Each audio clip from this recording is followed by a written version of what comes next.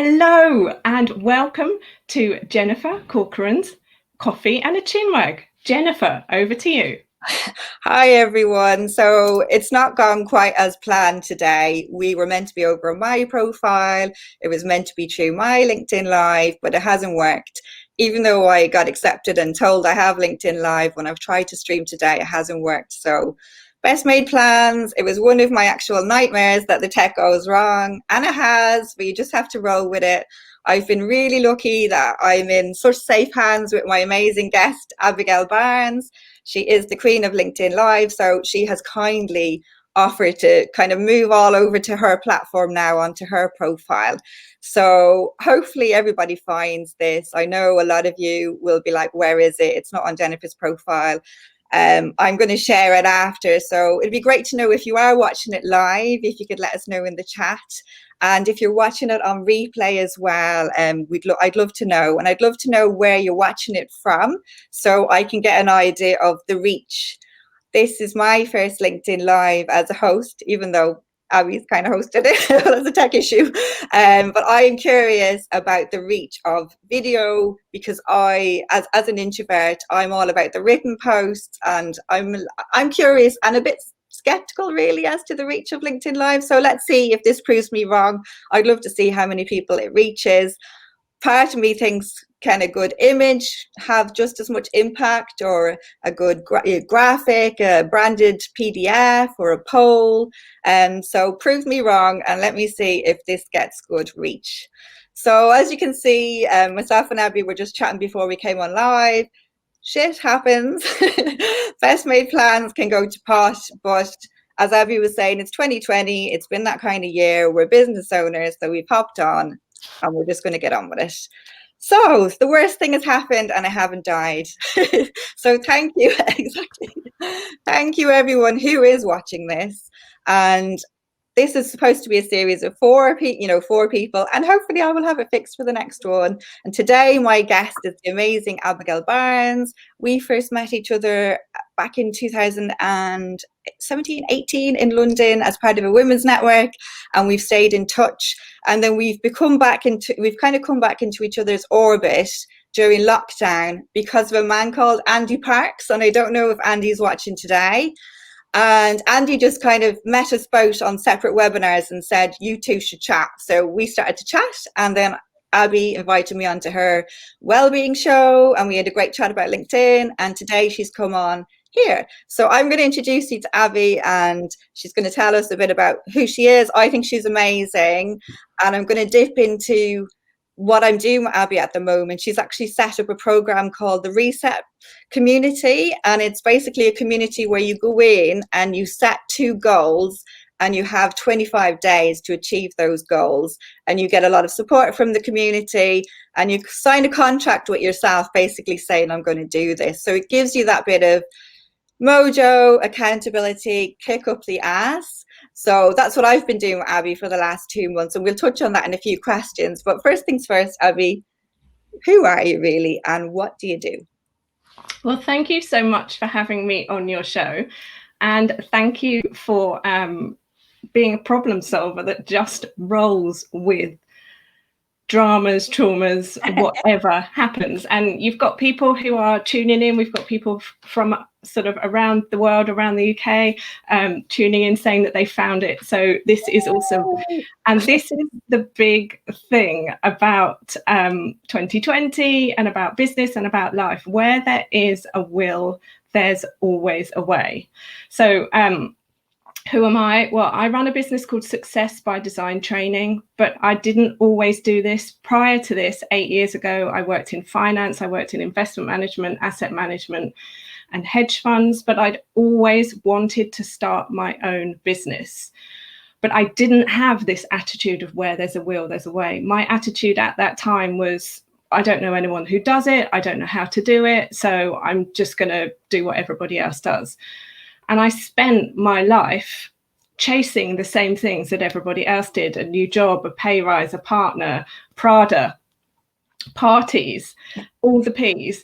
And none of them made me happy. And then 8 years ago, I was on a business trip to the US, my first ever business trip, flown business class. So I thought, this is it. I've made it. I'm the bee's knees. I've got my Prada handbag. I've got all my stuff. I'm ready to go. Here I am. And then 24 hours later, I find myself in hospital being woken up by a doctor to tell me that the headache that had started the day before actually was a stroke. So for me, life and uncertainty and expect the unexpected has been sort of in my orbit for the last 8 years, if you like. So from 8 years ago to now, it's been a journey to become the person who I was meant to be, and embracing the fear and doing it anyway. And when things don't work, just getting knocked down, like smacked in the face, worse things happen. But it's, as you said, it's not killed me. And I think that this is my mantra in everything. So when anything happens, my check back is, am I still alive? Pinch myself. Yep. Okay, carry on. And then it's a question of get up, put up, and kind of do like a body check. What's everything still? Yeah, okay, let's go. Amazing. Because I now know that time is finite and that life can change in an instant. It's funny how it takes something like that to kind of make us stop, because I had a similar thing when my back went and I had back surgery, making me stop and reassess, because I think we're not brought up to embrace failure, are we? You know, you're taught to, like you say, you know, grow up, get the job, go to uni, get married, you know, be financially secure. I certainly was never, I don't think it was ever mentioned to me at school that I could be a business owner. That was never even in the equation. You just got a job and that was it. And you were happy with that. But we're definitely not taught to fail, which I think is why we struggle when we get older. Because, you know, we're not used to it and we don't want to put ourselves out there. But as a business owner, and I think even as an employee, you have to fail. It's part of life, and it's only by failing do you get more clarity as to really what you want, and you get better. So that's amazing. Because I always think of you as a super healthy person, and I didn't know your full backstory. So I knew something had happened to you, but I didn't know it was a stroke. So that's amazing, because you have like turned that around, reframed it, and you're all about helping people now with their mental health, their physical health. So it's amazing. But isn't it funny, because I was kind of stuck in that same world as you, in financial services, kind of doing my job. And I remember I had my family and friends saying to me, you'd never want to leave that job, would you? Now there's good bonus there. And in my heart and in my head, kind of screaming, going, no, this isn't actually really me, because I had started on a maternity cover and got stuck in a role, and I liked my boss and I liked what I did, but it wasn't me. And I think, yeah, when you get older, you equate success differently. It's not all about the possessions and the money. It's about being happy, and it's a bit American kind of, you know, speaking your power, growing into who you are. I think as Irish and English people, we don't really go in for that, but we need to actually embrace that kind of American ethos of, you know, showing up and telling your story. So that's so fascinating to know about your stroke and see where you are now. So why do you do what you do today? And I don't know if you want to touch a little bit more about the Reset community that I mentioned, because that's really helped me to set some goals and just give them a kick up the ass, basically. Yeah, well, so I guess I'll answer that question sort of in the stages. So on that day, in those minutes when I thought, that's it, I'm going to die, the one thing that went through my head, the one emotion I felt was regret. And it was, I haven't done anything. I've been here for 32 years and I haven't done anything. And people are going to come to my funeral and they're going to say she died too soon. She, you know, what a shame. It's a real loss, and life is unfair. But all I could think was, I haven't done anything. I've left no legacy. I've really not impacted any lives. I've done stuff. I've accumulated things, but it didn't, like, I had a hole in my soul is the best way to describe it. And the more I have conversations with other people, the more I realize that this is seemingly what's for them. Like, you just can't articulate, there's something missing. And for me, what was missing was a purpose. So my purpose now is to help people become more time confident. And what that means is to simplify something that's got so complicated. We all have the same 24 hours. How we spend that 24 hours is creating the life we have, the family we do or don't have, the bank account we do or don't have, the relationships we do or don't have, the happiness we do or don't have. It all comes back to how we spend our time. And for some reason, we seem to have got into this fog of, oh, I'll do it tomorrow, or when the kids get older, or you know, when I've got a certain amount of money in my bank account. And what that stroke taught me was life changes.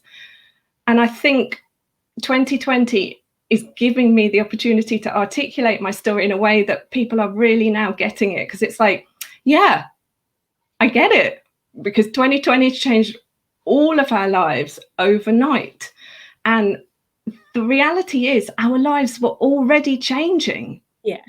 But we just didn't see it because we were looking at other things.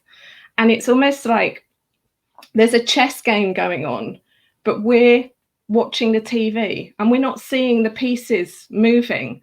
And then we look back and we're like, how did they win? Well, you weren't playing. Somebody, and we sort of take this step back in our lives and be like, oh, well, you know, I don't have enough time. You have the same time as everybody else you admire. Yeah. And my big examples I always use are Oprah, Ariana Huffington, and Beyonce. You have the same amount of time as these ladies. And for the guys out there, Richard Branson, I don't know, anybody you admire, you have the same 24 hours, but you don't have the same beliefs. Yeah. So therefore, you don't have the same habits. So therefore, you're not getting the same results. So the reset was created to basically press a button for people who freaking know what to do, to help them press a button and go, okay, and then carry on. And the thing is that most of us don't want to stop, but insanity, according to the great Einstein, is doing the same thing over and over again, expecting to get a different result. Now, you're not going to get a different result if you keep doing the same things. So you can go on the courses, you can read the books, you can get the certificates, you can get another certificate, you can get another book, you can get another course, you can get addicted to all of that. But if you don't freaking do what you know, don't know it. So that's it in a nutshell. No, I love that. And I can relate to that, you know, doing another course, reading another book. I'm not quite ready. But the truth of the matter is you're never going to be ready. I was never going to be ready for video. I'm a work in progress. We're never going to be perfect. And I think you can do all the training in the world. You can do degrees, masters. I know some people addicted to education, but you just have to get on, like you said, and freaking do it and roll with it. And what I love about the Reset community is you're helping people to set smart goals. And I'll just tell people briefly my story of joining the group. So I joined back in August.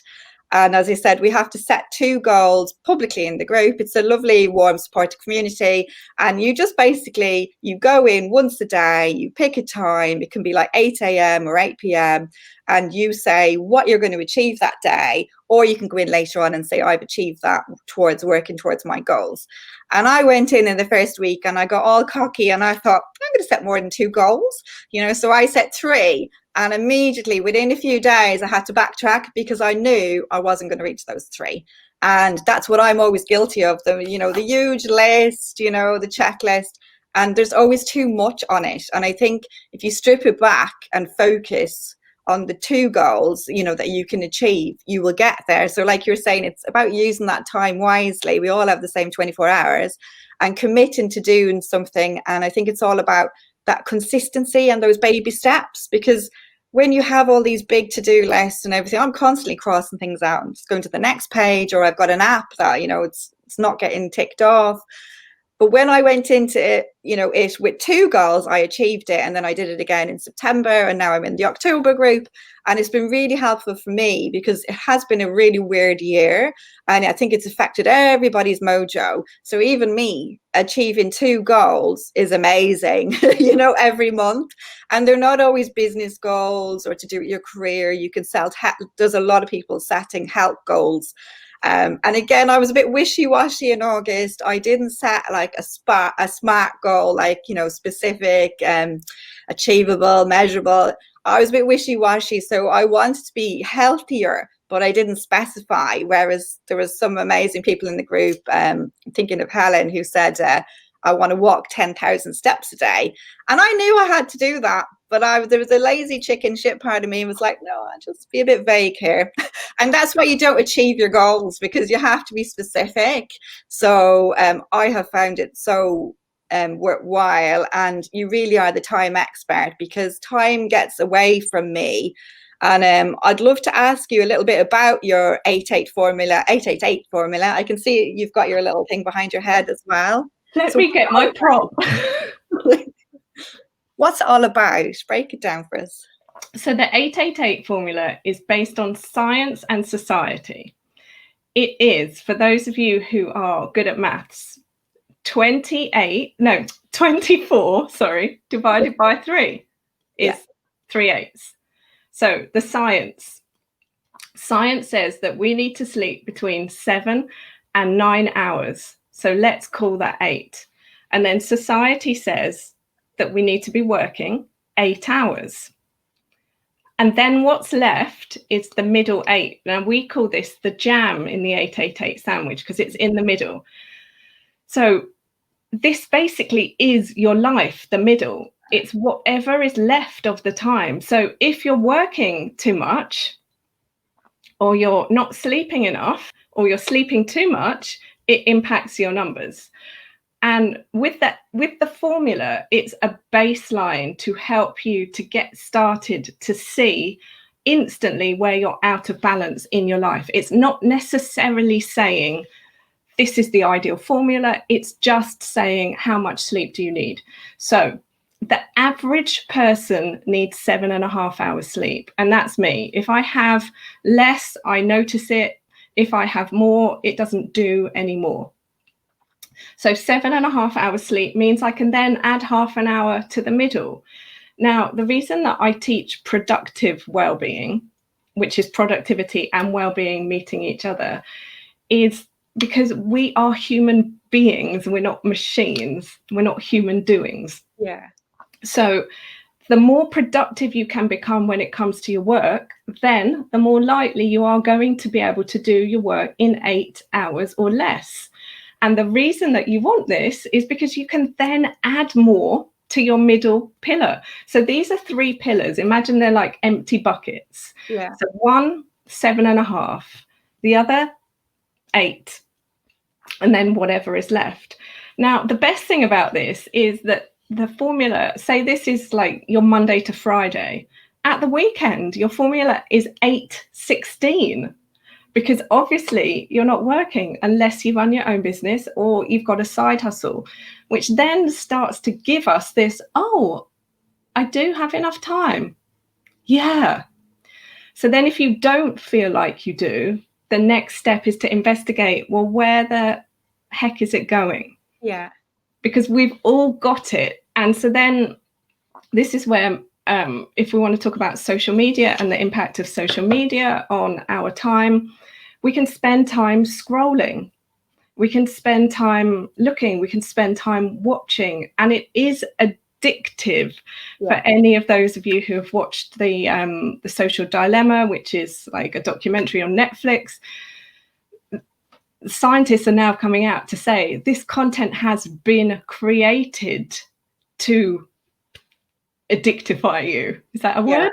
No, I love that program. Well, documentary. I watched it a few days ago and I thought it was fascinating the way they're talking about the home feed on the different channels and the way they refresh it with the new posts, and that's based on the concept of a slot machine. And I thought, oh my God, we really are guinea pigs I thought it was fascinating, and you can definitely lose time on social media. You can fall down the rabbit hole, like you say, and be scrolling and scrolling and scrolling. So if anyone's like listening today about LinkedIn, like, and any social media platform, I would just say, remember they're tools. You don't have to spend your whole life on there. I love LinkedIn. I'm on it all the time. Sometimes, some days I'm on it for 10 minutes. And people probably don't believe that, but I am. And maybe another day, once a week, I'm on it for an hour, So it's all about being smart with your time, because otherwise I can get sucked in. I could be scrolling for hours, but it's about being clear on your objectives. What are you trying to achieve by being on that platform, and what do you need to do to achieve it? Now, granted, if you are listening and maybe you need a new job, or you really want to drum up support for your business, you probably will want to put in an hour on LinkedIn to get it working for you. But you do not need to be, you see some people's Instagram feeds, and I actually deleted off my Instagram during lockdown, and it wasn't the platform for me, but yet I could be on it on and off for like 4 hours a day. And I was like, this is crazy. You can get tied to it. But I do, out of all of the platforms, they didn't really touch on LinkedIn actually in that documentary. Out of all the platforms, I do think it's worth investing time here. I always think of it as a career savings deposit account. I heard that term from a PA called Jeffrey Burrows. We did a podcast together, and yeah, it is. I don't think you ever waste too much time when you invest into your profile and actually connecting with people, but you can waste time, endlessly scrolling. And I think it's good to set yourself a time limit, box it off like a half an hour for your social, or an hour, and that's it. And be strict with yourself, because otherwise you can just fall down the rabbit hole. And you don't have to be on there the longest time to get results. As Abby was saying, we all have the same amount of time. It's just about being consistent. So even if you show up for 5-10 minutes a day, that's far better than somebody showing up once a month, go with their post to their next event or their next new service and check me out, hey, bang, and nobody cares, because nobody knows who they are. They haven't engaged with them, and they're kind of using it as an advertising portal. But I think if you consistently show up like any networking event, people start to know, like, and trust you. But yeah, it's fascinating that you mentioned that documentary. If anybody hasn't seen it, I love Netflix. I'm a Netflix nerd. Check it out, The Social Dilemma. Fascinating, slightly scary, but fascinating. Have you any other tips that you would relate to social media, or any kind of anything to do with your business, even marketing, any kind of time? So the other thing that I want to get clear is every single thing that I talk about that I recommend, I have done on myself. So I am the guinea pig. I've had 8 years to test it, refine it, change it, improve it. And if it works for me, then I'll share it with others. I'm not saying because it works for me, it will work for you. Yeah. But I'm just giving you sort of background to where it all comes from. I don't recommend anything I haven't tried. So a couple of things that I've been trying is, I saw Dion mention this, Dion Smith's on. I have turned all the notifications off on my phone. Yeah. And I said this to someone the other day. I have 2 notifications that come through. One is text messages, because people rarely text me. And the other notification is payments. So running my own business, if somebody pays me, I want to know, because I want to know that they're getting the best service and that it's all working. And also, this is what business is all about. So turn off all of your notifications. When I turned off the notifications for, say, WhatsApp, this was a game changer for me. I even turned off the little number. So I do not even know if there's pending messages in WhatsApp. I have to go physically in. So turn off notifications is the first thing. Second thing is, if you're on Android, if you're on iPhone, there are settings in your phone where you can set time limits for this, the social media platforms. So I've got a time limit for Twitter, for TikTok, for Instagram, for Facebook. I don't have one for YouTube, but the more I have used these time limits, the more I then become aware of where my attention is going. So it's so good. And say on Instagram, I've set it as a really strict time limit of like 45 minutes a day. so that I'm always consciously having to add 15 more minutes.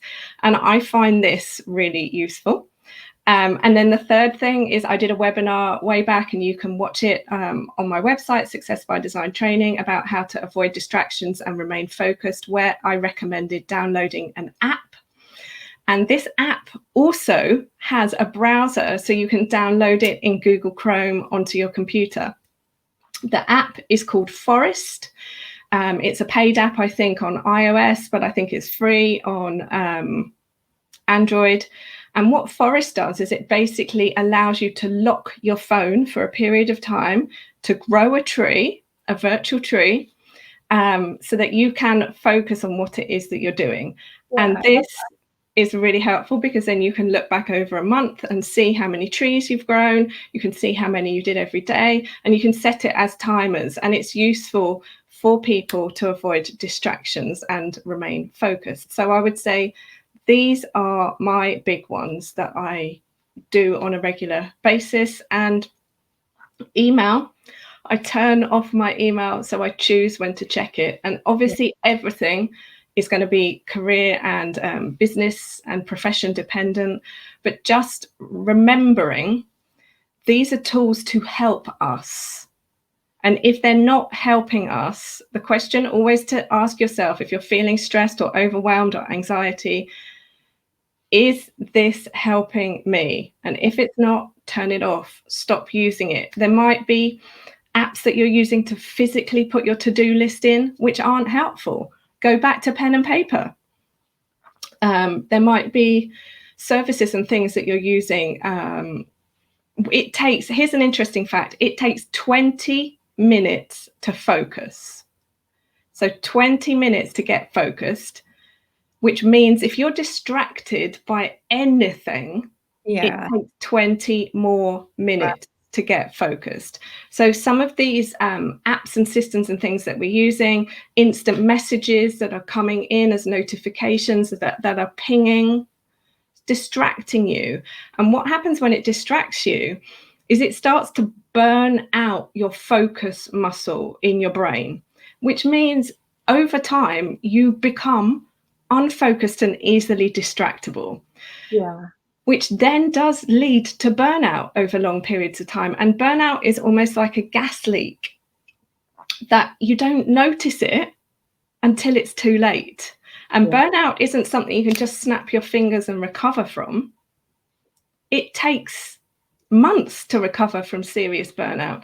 And a lot of us have sort of had mini burnouts throughout the year, which is why I teach something called the 8-minute secret, which is helping people to reset their energy 8 minutes a day. So doing 8 minutes of yoga, 8 minutes of meditation, 8 minutes of journaling, to bring some self-care back to your life, so that you're changing your energy, changing your life, changing your state, because we are humans first. Yeah. We're never going to be productive if we're burning ourselves out, watching everything, distracted by everything, and wondering where the day's gone. And it is possible. So many brilliant tips. I completely agree with turning off the notifications. I've done the same. I'm in loads of WhatsApp chats with my family and masterminds and everything, and I just dip in now and again. Otherwise, it's just constantly ping, ping, ping, and you feel on the whole time. And as a former PA, I can relate to the inbox. Email used to be, well, it kind of is a semi-addiction for me as well, and I have to control it. So I try to just go in the morning and the afternoon, and that's it. Otherwise, you can live in your inbox. You're constantly reacting rather than being proactive. So I really have had to kind of wean myself off my email. And like I said, like you, I've turned off all the notifications during lockdown. I've deleted off platforms that weren't working for me, did a bit of a digital detox. And the funny thing is, I agonized for a year as to whether I should delete off my Instagram, my Pinterest, and my Facebook business page. A year. And then I did it, and instantly I felt lighter, and I thought, what the heck were you worried about? And funnily enough, Twitter, for some reason, decided to, well, on suspicion of hacking, they actually suspended my account about 3 months ago. And initially I was pretty distraught, because Twitter is like my second favorite platform after LinkedIn. And I like a good tweet, and I like to see what's going on, breaking news. And unfortunately, Twitter customer services have not been great. They haven't got back to me. So I've not been able to reactivate my account or deactivate. Now it's in limbo. But on reflection, I haven't really missed Twitter, and initially I was, oh my God, panic, I have to get this. But on reflection, I haven't really missed it. So I think when I do get the option to go back in, I'm probably going to delete it off. I do believe everything happens for a reason. Initially, it was a big, if it had been LinkedIn, it would have been a big panic. But I know LinkedIn customer services are good and they would have helped me. So I've got a big business owner question for you then, because obviously part of sort of the whole growing your brand, being on all these social platforms is the conversation. And when people are contrarian and they don't do that, I'm always interested to know. So you basically, in my mind, you've doubled down on LinkedIn in 2020. Yeah. So do you feel like doubling down on LinkedIn in 2020 and pulling your attention back from the other platforms, how has that impacted your business, your energy, your motivation, your message?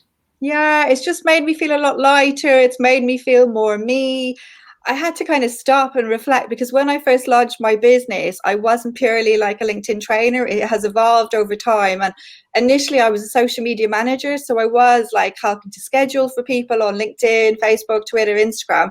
And I stopped all that about 2 years ago and focused on LinkedIn. And then I had to kind of step away and go, well, you don't need these. Well, I kind of asked myself, do I like them? Am I getting anything from them?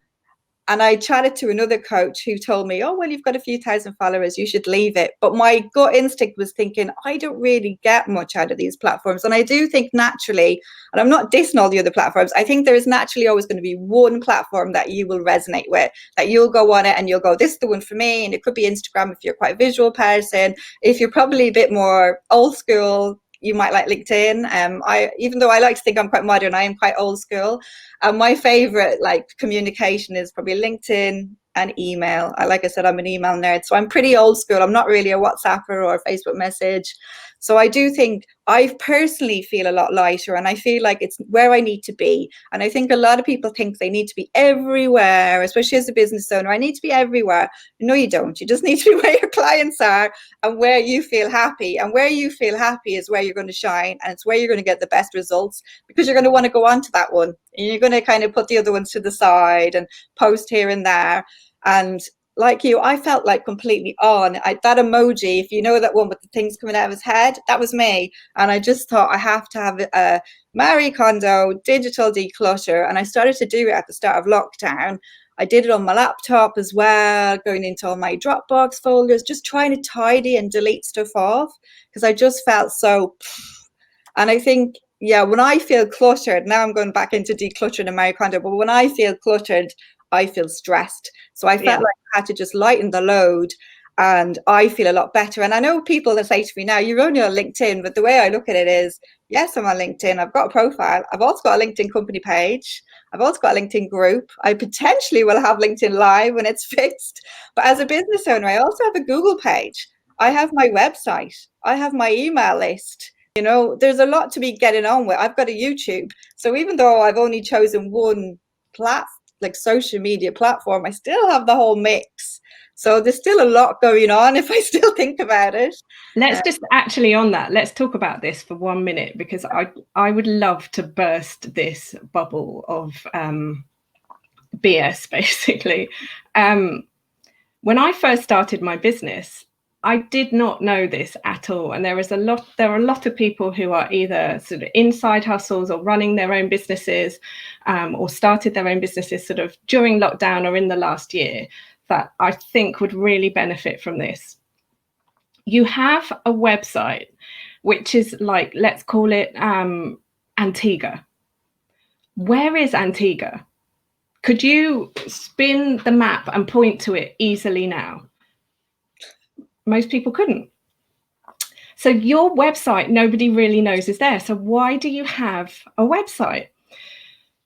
You need to drive traffic to your website. How do you drive traffic to your website? You use social media platforms first. You use Google Ads second. or you do partnerships with other people third. There is no other way to do this, to get this. And it took me such a long time. And I kind of call it like rearranging the deck chairs on the Titanic. But my website, it has to be perfect. I don't have it. And how do I do this? And nobody knows you. Nobody knows where you are. Nobody knows who you are. Nobody knows what you do. So the number one thing I really feel for people who are maybe business owners wondering why things aren't working, starting businesses, etc., build a conversation about who you are and what you do on whatever platform is relevant. Write blogs, chip in on conversations, get invited onto shows, because otherwise it's just like pouring money into a sinking ship. Nobody knows your website's there. And for me, that was just like, I know, wow. I was quite naive when I launched. I created the website, took ages, didn't want to reveal it until I thought it was perfect, revealed it, and then it was like crickets. And I was like, where's my community? I really, you know, thought, oh, they know me for years, they're all going to be on here.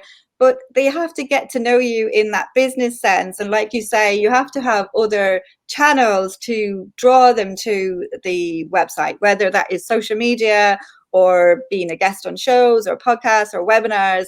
There's a lot more to marketing than, you know, just social media. It's part of a thing, but you definitely need to find channels that work for you and be strategic and save your time. Otherwise, you can be on everything, but you're not doing anything particularly well. And I think once you find the mix for you, you're going to save a lot of time and a lot of headaches as well. And also money, because the other big thing to just put out there is a website does not need to be, in the early days, a website does not need to cost you more than, okay, this is like UK money, £500 or £600. I've met people who have spent thousands just on the website, not even driving the traffic, just on the website, a few £100 for your website. And you can even do it with Google for free. You Google my business, because when somebody Googles you, Google my business is always going to come up. So there's certain things which are just like 101 that are such a waste of time for people, such a waste of money, and have people spinning their wheels and, as you say, surrounded by crickets. And it's just nobody really tells it as well. Like, you know, if you don't have a website, I've known like virtual assistants start off and they just run their business through their LinkedIn profile, and you can set up a LinkedIn company page. And like you say at the start, you know, you are throwing your money away, especially the first few months, the first year, because you're going to pivot, you're going to tweak your services, you're going to have to redesign that whole website, the layout, the flow. So don't do like I did. And I actually think it is wise to probably not even have a website for the first few months, especially if you're a service provider, and just, you know, see what you can do on LinkedIn or, you know, your Google page, and then over time build it when you know actually what you're building. And so that's another very interesting thing. When somebody Googles you, so they would Google Jennifer, they would Google Abigail, with our surnames, obviously. We're not that bougie that, Abigail Barnes, Jennifer Corcoran. One of the first things that will show up in the top 10 on page 1 of Google will be your LinkedIn account. So it is like 101 to have a LinkedIn account and to invest some time and to work with experts like Jennifer to make this LinkedIn account work for you. There are tips and tools and secrets and things behind why she does what she does, why she puts things in a certain way, why there's colors, why there's words, why there's formats. And rather than sort of following the tried and true and I'm just going to do a website and spend £5,000 on it. Good luck with that. I was going to say, I'm really conscious of the time because I think we've kind of done more than a half an hour now over on your profile. So I would just like to thank you for being an absolute angel and lifesaver, for allowing us to jump over here onto your profile at the last minute. Like, guys, she put up all my branding, she had it all ready to go. She's an absolute pro. She's held my hand through setting up LinkedIn Live. And of course, like I said at the start, one of my dreads was the tech, and it happened, but I'm still alive. And it's nice to know there are nice people like Abby who can walk you through it. So you know, I've met some great people this year during lockdown who have already been in my network, but I've got to know them better. So I would explore, you know, urge you all to reach out to a few people, have a virtual coffee chinwag with people in your network, because you never know where it's going to lead. Like I said, it's led to me becoming acquainted with Abby again. I've been on her show, she's been on my show, and I've joined her community, and we might work together in the future, you don't know. So tap into your network. There are people behind those profiles, and have a chat with them. There's never been a better time to get people on for a virtual coffee or a virtual tea, because we're all at home, folks. We're gonna get together with this tech and make it work. So I'm going to leave Abby to roll it down because we're still in her profile. But thank you for joining us. Hopefully I will get it working for the next one. If I don't, bear with me. I'll get creative. Thank you so much for having me. And for anybody who wants to connect, you can find me on LinkedIn as Abigail Barnes. Please connect with me. And Jen, best of luck with your Chinwag show. I'm super excited to see next week. And for those of you who follow me on my show, we'll be back tomorrow with the Productive Wellbeing episode number 77. And tomorrow it's a panel discussion about mental health, because on Saturday it's World Mental Health Day. And, you know, it's okay not to be okay. So until next time, I'm going to sign off with my sign off. Stay safe, stay well, and keep washing your hands. Thank you.